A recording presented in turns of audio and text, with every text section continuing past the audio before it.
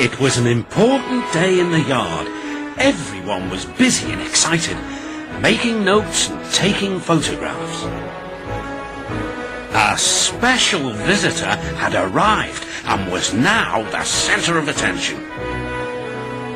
"Who's that?" whispered Thomas to Duck. "That," said Duck proudly, "is a celebrity." "Oh, what?" asked Percy. "A celebrity is a very famous engine," replied Duck. "Driver says we can talk to him soon." "Oh," said Thomas, "he's probably too famous to even notice us." Just then, Gordon arrived. "Pah," said Gordon. "Who cares? A lot of fuss about nothing, if you ask me." And he steamed away. Later that night, the engines found that the visitor wasn't conceited at all. He enjoyed talking to the other engines till long after the stars came out. He left early next morning. "Good riddance," Gordon grumbled, chattering all night. "Who is he, anyway?" "Duck told you," said Thomas. "He's famous." "As famous as me?" huffed Gordon. "Nonsense." "He's famouser than you," replied Thomas. "He went 100 miles an hour before you were thought of." "So he says," snorted Gordon. "But I didn't like his looks. He's got no dome. Never trust domeless engines. They're not respectable. I never boast, but I'd say that 100 miles an hour would be easy for me."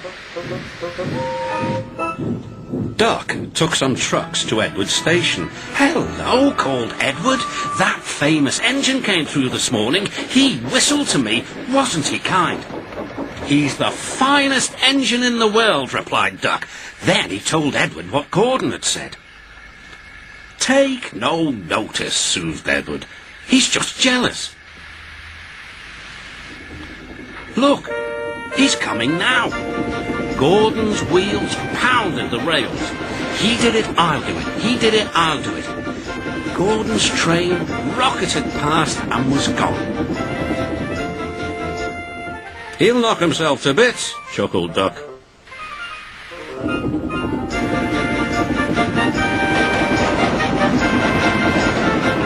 "Steady, Gordon," called his driver. "We aren't running a race." "We are, then," said Gordon, but he said it to himself. Suddenly, Gordon began to feel a little strange. "The top of my boiler seems funny," he thought. "It feels as if something is loose. I'd better go slower." But it was too late. On the viaduct, they met the wind. It was a teasing wind which blew suddenly in hard puffs. Gordon thought it wanted to push him off the bridge. "No, you don't," he said firmly. But the wind had other ideas. It curled around his boiler, crept under his loose dome, and lifted it off and away into the valley below. Gordon was most uncomfortable. The cold wind was whistling through the hole where his dome should be, and he felt silly without it. At the big station, the trucks laughed at him. Gordon tried to wheesh them away, but they crowded round no matter what he did. On the way back to the shed, Gordon wanted his driver to stop and fetch his dome. "We'll never find it now," said the driver. "You'll have to go to the works for a new one." Gordon was very cross.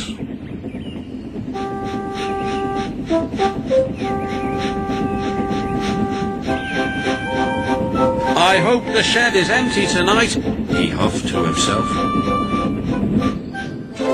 But all the engines were there waiting.